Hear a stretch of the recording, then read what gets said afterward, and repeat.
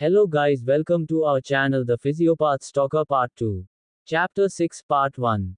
अतीत के राज। उम्मीद करती हूँ आप लोग अच्छे होंगे। स्माइल। तो चलिए कहानी में आगे बढ़ते हैं। क्लिनिक में अंदर जाकर मैंने उनसे पूछा क्या हुआ। वह पुरानी फाइलों में से कुछ खोज रही थी। तभी उन्होंने एक फाइल निकाली। ये रहा वो फाइल की तरफ इशारा करते हुए मैम ने कहा। क्या मैम? मैंने उनसे पूछा। उसका नाम टीह्योंग है ना? उनके मुंह से उसका नाम सुन में शौक रह गई। मैंने नाम तो बताया नहीं था। पर आपको कैसे? मैंने उनसे सवाल करते हुए पूछा। डी छाया, क्या तुम जानती हो कि तुमने किसे खोजा है? कौन है ये? क्या तुम जानती हो? वह मेरी ओर देखकर मुस्कुराती हुई बोली। उनके चेहरे पर एक अलग ही किसी को खोज निकालने की खुशी थी। और इधर मुझे कुछ समझ नहीं आ रहा था कि मैंने आखिर किसे खोजा है। कौन है वह टीह्योंग? मेरे सारे सवाल के जवाब शायद डॉक्टर दे सकती थी। फिर मैंने उनकी ओर देखकर कहा, नहीं मैं जानती ही नहीं वह कौन है। प्लीज बताइए मैम, और सस्पेंस मत बनाए अब। डॉक्टर, वह सबसे बड़े व्यापारियों में से एक का बेटा है। तुम्हें याद है, 16 साल पहले श्रीमान किम जॉनसन की आकस्मिक मृत्यु ने दुनिया को हिलाकर रख दिया था। मैंने उनकी बात सुन सोचते हुए बताया, 16 साल पहले। मैम मैं उस समय 4 साल की थी बस।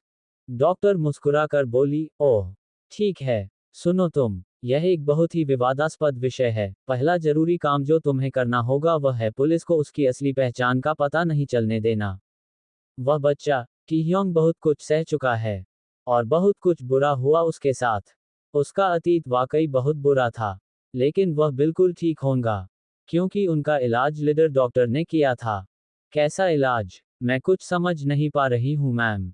मैंने अपनी भौं उठाकर उनकी ओर देखते हुआ कहा। मेरी बात पर वह बोली, चलो ठीक है पहले शांत हो जाओ, यहाँ बैठो। मैं कुर्सी पर बैठी। मैम प्लीज सब शुरू से बताइए टीह्योंग के बारे में। मेरे अंदर बहुत से सवाल थे। मैं उसके बारे में सब जानना चाहती थी। पर उसकी जिंदगी के राज एक से एक नया रूप लेकर सामने आते रहे जिसे सुनकर मेरे दिल में उसके लिए भावना बढ़ती ही जा रही थी। तभी डॉक्टर शुरू से सब बताने लगी। वह केवल 8 साल का था। वह टीह्योंग अपने माता पिता के साथ एक लाइट फैक्ट्री में गया था। जब वह वहां घूम रहे थे तब वह टीह्योंग अपने माता पिता से कुछ फीट की दूरी पर था। जैसे ही उन्होंने लोहे की सीढ़ी पर पैर रखा, तब वोल्टेज बहुत अधिक था और तार सीढ़ी को छूते हुए खुला लटक रहा था। जब वह तार जाकर सीढ़ी से मिला तो उसके माता पिता शॉक लगने के कारण इस दुनिया से चल बसे और उस छोटे बच्चे ने, जो कि टीह्योंग है, अपनी आंखों के सामने उनकी मौत देखी। मैं शांत बैठी थी और शौक में भी। न मेरे मुंह से कुछ निकल पा रहा था। बस अपनी फटा आंखों से डॉक्टर को देख उनकी बात सुनती जा रही थी। डॉक्टर, तब से वह थोड़ा अलग, बहुत आक्रामक और बहुत बुरे स्वभाव वाला हो गया। वह अपनी मानसिक क्षमता खो रहा था। अपने माता पिता के दुख और अनुपस्थिति ने उसे पागल बना दिया था। तो वह जब से ठीक नहीं हो पाया? मैंने डॉक्टर से पूछा। डॉक्टर, जब वह केवल 10 साल का था तब वह अपनी दादी के साथ आया था। हमारे सर ने उसे संभाला। मैं तब ट्रेनिंग पर थी। वह ठीक हो गया था कुछ ही महीनों में ही। लेकिन फिर क्या मैम बताइए? मैंने सवाली निगाहों से डॉक्टर की ओर देखकर कहा। फिर वह हमारी खोज से बाहर हो गया। किसी को नहीं पता कि उसके साथ आगे क्या हुआ। वह कहाँ गया? डॉक्टर की बात पूरी होने पर एक सवाल मेरे अंदर अब भी खटक रहा था। तभी मैंने डॉक्टर से अपनी शंका दूर करने के लिए पूछा, लेकिन उसने कहा कि वह अपने माता पिता के साथ रहता है।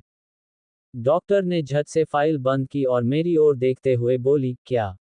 ऐसा हो ही नहीं सकता, वे मर चुके हैं। लेकिन टीह्योंग ने मुझे बताया। डॉक्टर, सुनो मैं नहीं चाहती कि तुम ये खबर किसी को लीक न करो। अगर मीडिया को पता चला कि उनका बेटा टीह्योंग जीवित है तो बहुत हंगामा होने वाला है।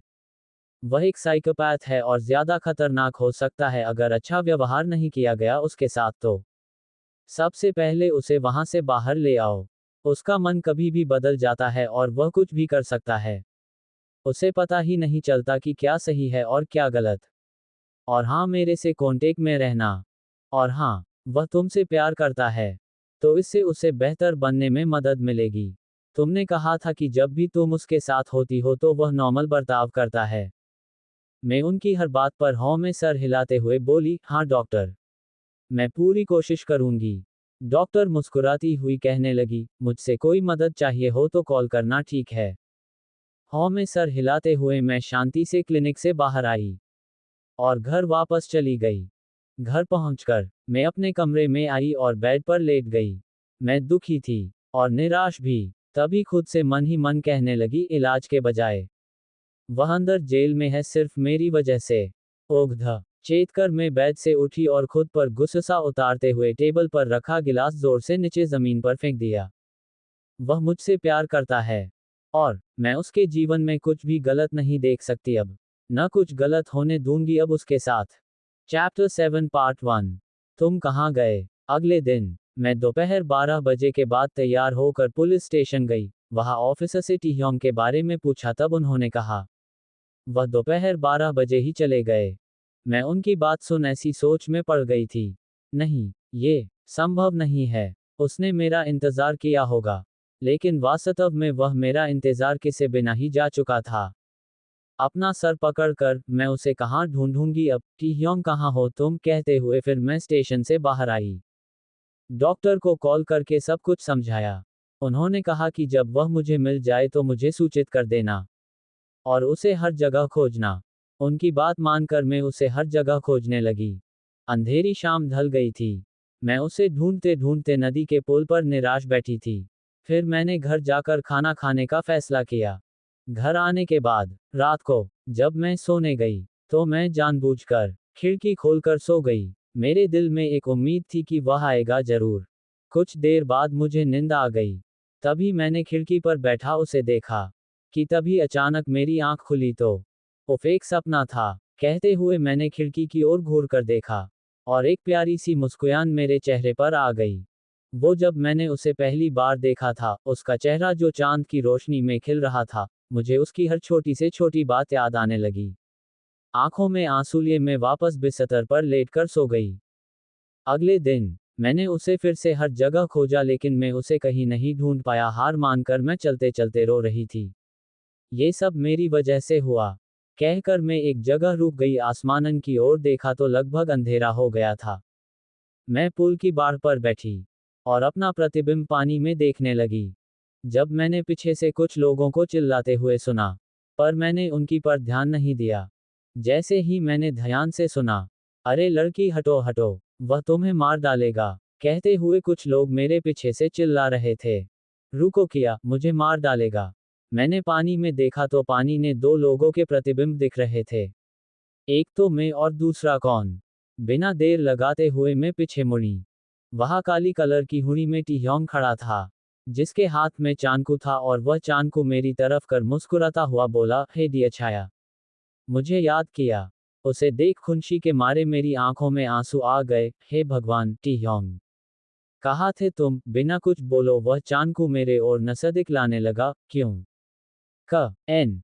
चाकू। डरते हुए मैंने कहा। टीह्योंग, आह चुप। डरते हुए मैंने उससे पूछा, तुम वापस आ गए? तभी वह धीमी आवाज में, सेच बेबी, कहते हुए उसने मुझे पीछे से पकड़ लिया और ऊपर से चाकू को मेरी गर्दन पर रख इशारा किया। मैंने डर के मारे खुद को आजाद करने की पूरी कोशिश की। पुल के किनारे खड़ी मैं खुद को टीह्योंग से छुड़ा रही थी कि तभी मैं सड़क के अंदरूनी हिस्से पर बड़ी जोर से गिरी। फिर मैं उठकर बैठी। आह मेरा हाथ। इतने में मुझे पानी में एक भारी आवाज सुनाई दी। मैंने अपना चेहरा घुमाया इधर उधर। टीह्योंग कहाँ है? जल्दी से खड़े होकर मैंने पुल से नीचे झांका। नहीं, नहीं, नहीं, नहीं, नहीं। तभी मैं चिल्लाए और कहा, टीह्योंग। वह कहीं नहीं दिख रहा था और नीचे से उसकी कोई आवाज भी नहीं आ रही थी। मैंने लोगों से मदद मांगी लेकिन कोई मदद को आगे नहीं आया। फिर मैंने सीधे नदी में छलांग लगाई। मेरा दिल बहुत ही तेजी से धड़क रहा था। पानी के अंदर जाते ही चीजें धुंधली हो गई थीं और अंधेरा लगभग हो चुका था। मेरी आंखें बेचैनी से सिर्फ उसके एक निशान को तलाश रही थी। तभी मेरी सांसें लगभग थम सी गईं। मैं बाहर आया और इधर उधर देखा, कहीं वह तैरकर बाहर तो नहीं आ गया। पर वह कहीं नहीं था। नदी का प्रवाह तेज होता जा रहा था और अंधेरा छा गया था। पुल के नीचे केवल दो स्पॉटलाइटें ही मेरी मदद कर रही थीं। मैं जोर से चिल्लाई, टीह्योंग, मुझे आवाज दो कि तुम कहाँ हो। उद्धरण चिन्ह डॉट। कहाँ है वो, कहते हुए मेरे आंसू टपक पड़े। मैंने एक गहरी गहरी सांस ली और वापस पानी के अंदर गई। यहाँ पूरी तरह से अंधेरा है। पानी के अंदर मैं उसे कैसे पहचान सकती हूँ? नहीं छाया नहीं, तुम्हें और गहराई में जाना होगा। मैं उसे खो नहीं सकती। सोचते हुए मैं और गहराई में जाने लगी जिससे मुझे चक्कर आ रहा था। और पानी का दबाव बहुत ज्यादा था। मेरी सांसें लगभग बंद ही हो गई थीं। अचानक मैंने एक हाथ देखा। वहाँ बहुत अंधेरा था। सब चीजें धुंधली थीं। लेकिन मुझे अपनी जिंदगी से ज्यादा उसकी जिंदगी की परवाह थी। मैंने पूरी ताकत लगाकर वहां गई और उस हाथ को पकड़ लिया। फिर ऊपर खींचते हुए पानी के बाहर ले आई। मैंने उसका चेहरा देखा, वह टीह्योंग ही थी जिसकी दोनों आंखें बंद थीं। मैं उसे पानी से बाहर एक किनारे ले आई। लेकिन वह बहुत ज्यादा पानी पी चुका था। मैंने उसे आराम से नदी के किनारे की जमीन पर लिटा दिया। लेकिन वह कोई हरकत ही नहीं कर रहा था, तो मैंने उसके पेट को जोर से दबाया। उसके मुंह से हल्का सा पानी निकल आया। उसकी बॉडी ठंडी होती जा रही थी। मैंने जोर से उसकी पीठ पर धक्का दिया, उसके पेट दबाया। फिर और पानी बाहर आ गया, लेकिन वह हिल ही नहीं रहा था। उसके कोई हरकत न करने पर मुझे डर सा लगने लगा था, कहीं कुछ हो न जाए टीह्योंग को। मारे हाथ पैर कांपने लगे थे। एक आखिरी तरीका था कि मैं उसको सांस दूं। मैंने पहले उसकी नाक बंद कर दी और उसे मुंह से मुंह तक ऑक्सीजन देने के लिए उसके करीब आई। मेरा दिल मानो 100 की स्पीड पर था। मैंने धीरे से उसका मुंह खोला और अपने मुंह से उसके मुंह में हवा भरी। तभी चैप्टर 8 पार्ट 1 चिंखे। उसको सांस देते हुए मेरे आंसू टपक पड़े और उसके चेहरे पर बह गए। तब मैंने उसका हाथ अपनी गर्दन पर महसूस किया। मैं वापस पीछे हटी तो उसे खांसी हुई और सारा पानी बाहर आया। फिर वह मुझे घूर कर देखने लगा, जिसे देख मुझे उस पर और गुस्सा आया। आओ, मुझे मार डालो अभी, कहते हुए मैं उसके करीब आई। उसके करीब जाने पर वह मुझे अजीब सी निगाहों से देखता हुआ बोला, क्या तुम बिल्कुल बहरे हो? मैं चीख उठी। टीह्योंग बस मुझे खामोशी से देखता रहा। मैंने कहा, मुझे मार डालो। अपना बकवास चाकू लाओ और मुझे मार डालो। टीह्योंग, लेकिन छाया। मैं, क्या, लेकिन छाया, तुम मुझे मारने आए थे।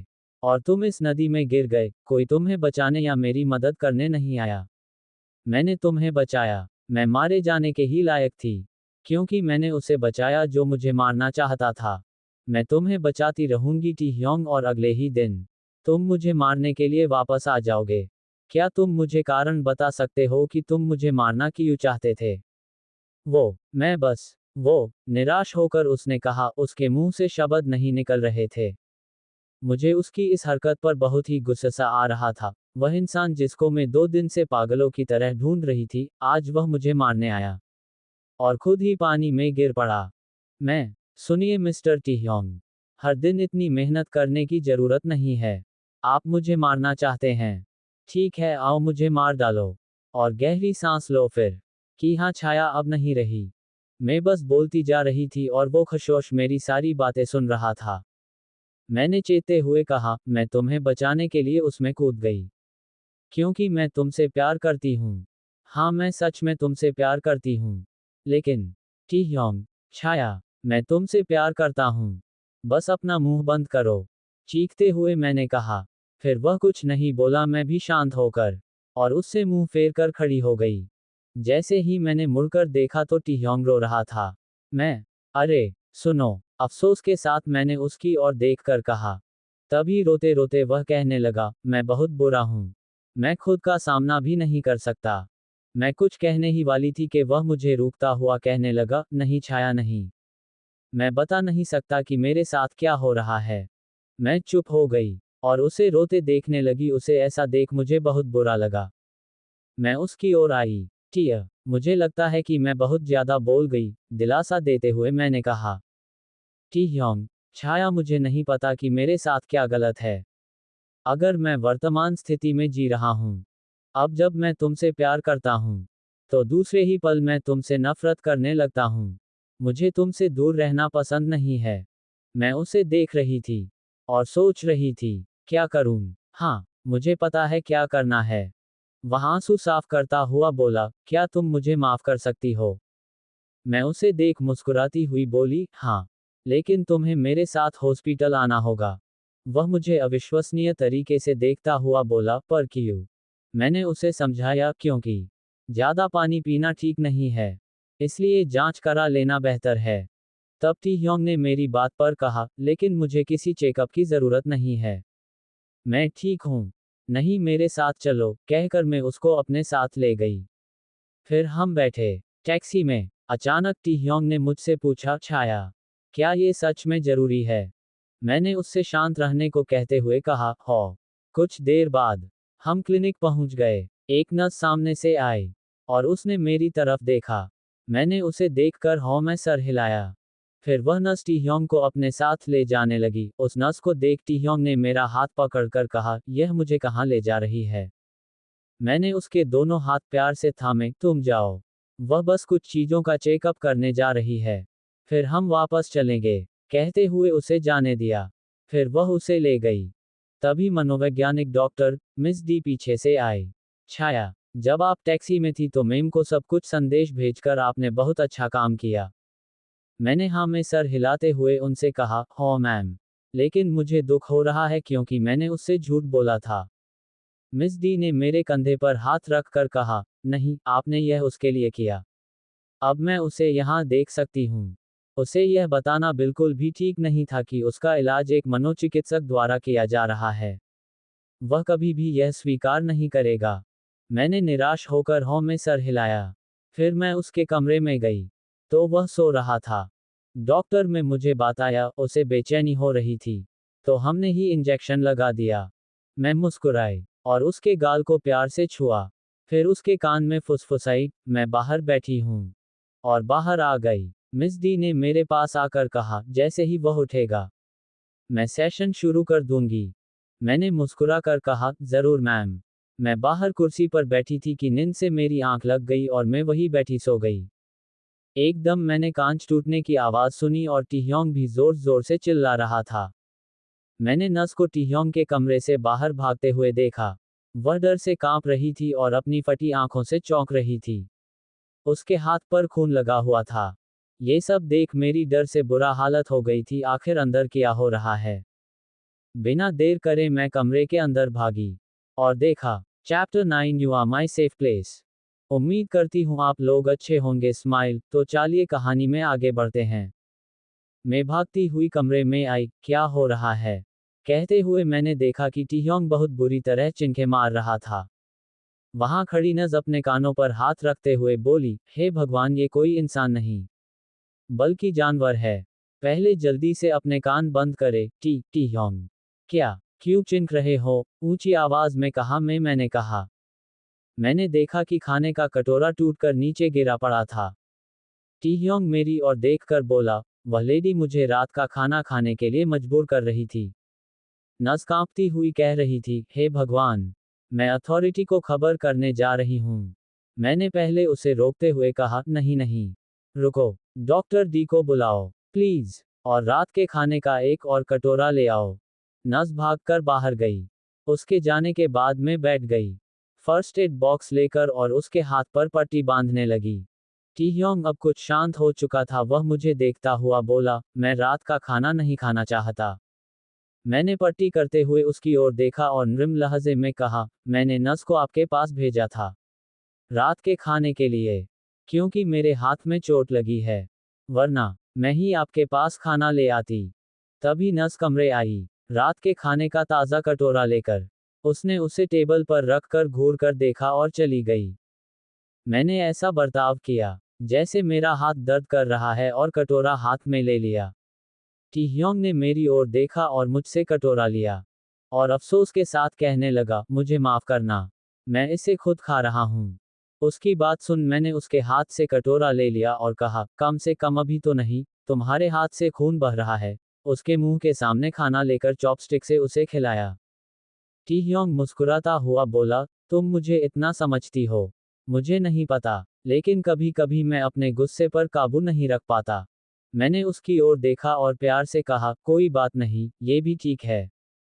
टी ह्योंग ने दरवाजे की ओर इशारा करते हुए कहा, वह कौन है? मनोचिकित्सक डॉक्टर मिस डी कमरे में आई। मैंने उन्हें देखते हुए टी ह्योंग को बताया, हा, वह मिस डी है। मिस डी हमारे पास आकर खड़ी हो गई और टी ह्योंग से बोली, हेलो टी ह्योंग मेरे बच्चे, मैं यहाँ कुछ टेस्ट के लिए आई हूँ। टी ह्योंग ने एकदम मेरी ओर देखा और बोला, लेकिन सभी टेस्ट हो चुके हैं। मिस डी, नहीं मेरे बच्चे, केवल एक टेस्ट बाकी है।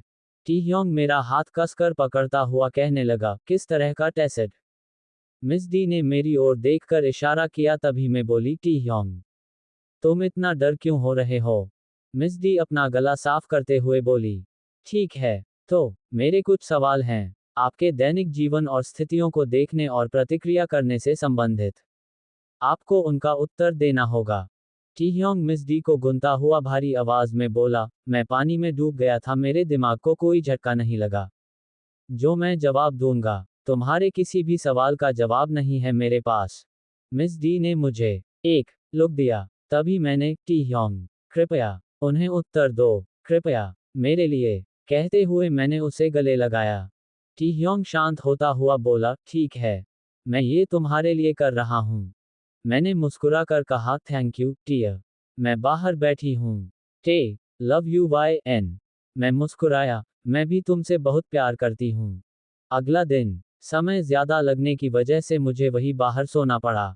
मैं उठी और कमरे में जाकर देखा, वहां टी ह्योंग अपने बिस्तर पर नहीं था। मैं डर गई, ओह नहीं। फिर मैं बाहर भागी और उसे इधर उधर खोजने लगी। तभी वह रिसेप्शन के पास खड़ा दिखा। वहां वो एक बुक पढ़ रहा था। उसको देख मेरी सांस में सांस आई। टी ह्योंग ने अचानक मेरी ओर देखा, अरे हाँ Y N, good morning dear. मैं उसकी ओर चुपचाप चली गई। मेरी आंख में आंसू देख वह, क्या मैंने कोई गलती की? तुम क्यों रो रही हो? बिना कुछ कहे मैंने उसे गले लगा लिया। फिर उसने भी मुझे कसकर गले लगाया और बोला, वाई एन, क्या हुआ? मुझे लगा कि मैंने तुम्हें फिर से खो दिया है। रोते हुए मैंने कहा, तुम मुझे कभी नहीं खोगे, मैं हमेशा तुम्हारा हूं। कहकर वह मुस्कुराया, अच्छा देखो, मेरे पास तुम्हारे लिए कुछ है। ये देखो, उसके हाथ में एक प्यारा सा टेडी था। मैं खुशी से बोली, हे भगवान लाओ, ये बहुत ही प्यारा है। तभी वहां डॉक्टर आई और बोली, मिस्टर टी ह्योंग अब स्वस्थ हैं, वह अब घर जा सकते हैं। फिर हम घर गए। अपने रूम में पहुंचकर मैंने टी ह्योंग से पूछा, तो टी ह्योंग क्या तुम अब जा रहे हैं? टी ह्योंग छोटा सा मुंह बनाता हुआ बोला, अगर तुम मुझे बाहर निकालना चाहती हो तो मैं जा रहा हूँ। अरे हाँ, पागल, कहकर मैं हंसने लगी। मुझे हंसता देख वह भी खुशी से हंसा। तो तुम बैठो, मैं तुम्हारे लिए एक मग कॉफी लेकर आती हूँ। कहकर मैं किचन की ओर जाने लगी, तभी टी ह्योंग मुझे रुककर शर्माता हुआ बोला, मुझे कॉफी पसंद नहीं है, क्योंकि यह कड़वी होती है।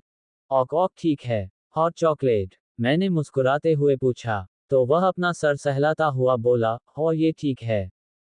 10 मिनट बाद मैं किचन से आई और कहा, यहाँ ये है टी ह्योंग हॉट चॉकलेट, आनंद लीजिए। मैं अब 10 मिनट में वापस आऊंगी। ठीक है, जल्दी वापस आओ, फिर हम एक साथ नाश्ता करेंगे। हॉट चॉकलेट की सिप मारते हुए उसने कहा। मैं मुस्कुराती हुई नहाने गई, क्योंकि पिछले दिन से मैं व्यस्त थी, घर नहीं आई। मुझे भरा हुआ महसूस हो रहा था। मैंने शॉवर चालू कर दिया। वह ठंडा पानी बहुत राहत दे रहा था। टी ह्योंग की तरफ, वह बहुत सुंदर है, पता नहीं वह कहाँ चली गई। ठीक है, मैं उसका इंतजार करूंगी, कहता हुआ वह मेरा वेट करने लगा। तभी, ओह, किसी ने दरवाजे की घंटी बजाई। चैप्टर 10 पार्ट 1, अनकहे से दो रूप। उम्मीद करती हूँ आप लोग अच्छे होंगे। स्माइल। तो चलिए कहानी में आगे बढ़ते हैं। एक लड़की चिल्लाई, छाया कहाँ चली गई थी दरवाजा खोलकर? टी ह्योंग हड़बड़ाहट में, ओह नहीं, कोई ऊपर आ रहा है, मुझे क्या करना चाहिए? सोचता हुआ वह खुद से बोला, मुझे उसे ढूंढना चाहिए। छाया कहाँ है? ऑफ, इतने सारे दरवाजे हैं यहाँ। टी ह्योंग ने लगभग 6 कमरों की तलाशी ली पर छाया कहीं नहीं थी। इस घर में कोई आया है, कहता हुआ वह छाया के कमरे में गया, लेकिन वहां भी छाया नहीं थी। फिर टी ह्योंग ने बाथरूम का दरवाजा खुला देखा और आहट से सुना कि कोई इसी कमरे में की ओर आ रहा था। तभी बिना लॉक करे टी ह्योंग बाथरूम में घुस गया। बाथरूम में टी ह्योंग को आता देखकर मैं चीखने ही वाली थी, लेकिन उसने मेरा मुंह अपनी हथेली से दबा दिया। और धीमी आवाज में बोला, शश। उसने दरवाजे की ओर इशारा किया और कहा, कोई था वहां बाहर, कोई आया है। हैक। मैंने पहले तौलिया लिया और अपने शरीर पर लपेट लिया। तभी मैंने अपनी दोस्त की आवाज सुनी, छाया, क्या तुम वहां बाथरूम में हो? दरवाजा धीरे से खुल रहा था। मैं चिल्लाई, रुको। टीह्योंग मुंह पर हाथ रखकर हंस रहा था। आज शाम को तुमसे मिलने आऊंगी, मैं अभी व्यस्त हूं। कहते हुए मैंने टीह्योंग को हंसता देखा और उसे घूरने लगी। वह बाहर से बोली, लेकिन मैं बाहर इंतजार कर सकती हूं। मैं, नहीं, नहीं, जाओ, बाद में मिलते हैं। ठीक है, कहकर मेरी दोस्त जाने ही लगी थी कि अचानक टीह्योंग को छींक आ गई। फिर वह अपनी जगह पर रुकी और ऊंची आवाज में कहने लगी, अरे अंदर कोई है क्या? मैंने पहले टीह्योंग के सर पर हल्के से मारा और कहा, नहीं। क्या, क्या, पागल हो क्या? सुबह सुबह नशे में धुत होकर आई हो? टीह्योंग चुपचाप खड़ा अपना पेट पकड़कर हंस रहा था। इतने में वह बोली, लेकिन मुझे लगता है, फिर मैंने बड़े ही प्यार से कहा, ओह माय डियर, सोचना बंद करो। तुम इतना क्यों सोचती हो? अभी मैं बिजी हूं, बाद में मिलते हैं। ठीक है, कहकर वह वहां से चली गई। उसके जाने के बाद मैंने टीह्योंग का कॉलर पकड़ लिया। तुम्हारी हिम्मत कैसे हुई मेरे बाथरूम में घुसने की? चेतने के स्वभाव में मैंने उससे कहा। वह भोला सा चेहरा बनाकर बोला, छाया, तुमने मुझे नहीं बताया कि तुम बाथरूम में हो। मासूम सा चेहरा देख मैंने उसका कॉलर छोड़ा और कहा, तो तुम अंदर आए और मुझे देखा, इस तरह किया, ये ठीक है? टीह्योंग अपना सर सहलाता हुआ कहने लगा, मैं इसके लिए माफी मांगता हूं। मैं चला जाता लेकिन तुम्हारी दोस्त लगभग मेरे पीछे थी। अगर मैं पीछे हटता तो वह मुझे देख लेती। चलो कोई बात नहीं, कहकर मैं मुस्कुराई। तभी वह बोला, लेकिन ये ठीक है, हम एक दूसरे से प्यार करते हैं और तुम मेरे साथ सुरक्षित हो। और सही तरीके से कहूं तो, अगर मैंने तुम्हें ऐसे देखा है तो कोई समस्या नहीं है, लेकिन मुझे इसके लिए फिर से दुख है, ये सच में एक दुर्घटना थी। मैं, ठीक है, ठीक है, मेरे करीब आता हुआ, क्या? ठीक है, ठीक है, तुम इस तरह बात मत करो, तुम गुस्से में हो, मुझे पता है, कहने लगा।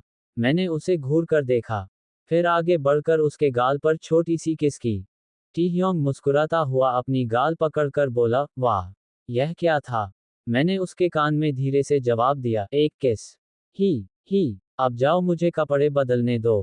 हंसता हुआ वह बाथरूम से चला गया। मैंने कपड़े बदले और बाहर गई।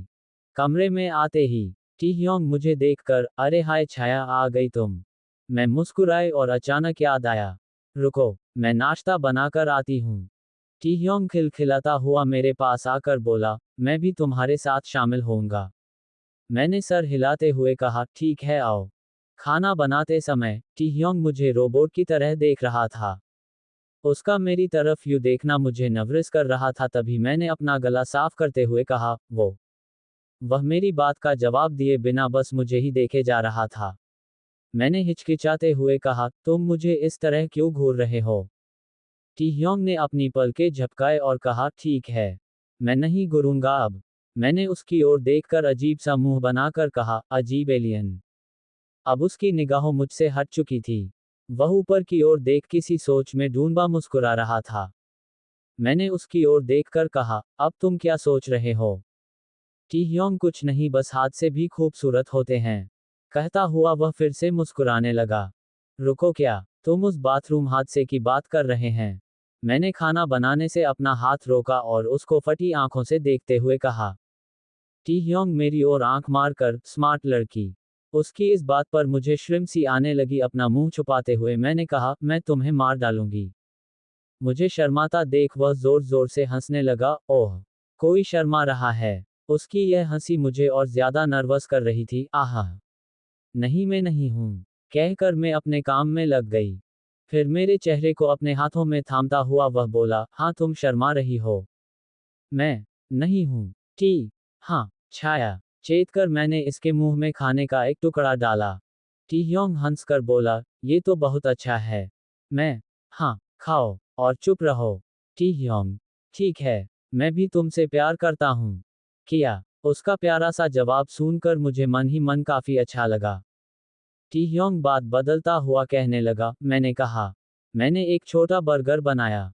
खुद से। मैं देखकर हंसती हुई बोली, बहुत प्यारा है। भारी नाश्ते के बाद हम बिस्तर पर लेटे थे और अलग अलग विषय पर बात कर रहे थे। मुझसे बातें करते हुए वह गहरी नींद सो गया। मैंने उसका हाथ अपने ऊपर से हटाया और बिस्तर से उठ गई। अपना फोन लिया और मनोचिकित्सक डॉक्टर मिस डी को फोन लगाया। फोन में, हेलो मैम। फोन डॉक्टर, हाँ हाँ। सुनो, मैं आपसे बात करना चाहती थी, कॉल करने के लिए धन्यवाद। फोन में, जी मैम बोलिए। फोन डॉक्टर, छाया, मैं पिछले दिन सीसीटीवी कंप्यूटर पर थी। अस्पताल में हुआ पूरा दृश्य देख रही थी। जिस तरह से वह एक जानवर से सामान्य इंसान बन गया आपके आने के बाद। फोन में, हाँ, वह मेरी बात सुनता है। फोन डॉक्टर, ये सबसे बड़ी बात है। एक मनोरोगी कभी किसी की नहीं सुनता, लेकिन वह केवल आपकी सुनता है। और सबसे बड़ी बात, उसके दो किरदार हैं। एक वो खुद है, दूसरा है कोई व्यक्ति जो हताशा और क्रोध से बाहर आता है। आप उसके जीवन की एकमात्र कुंजी हो।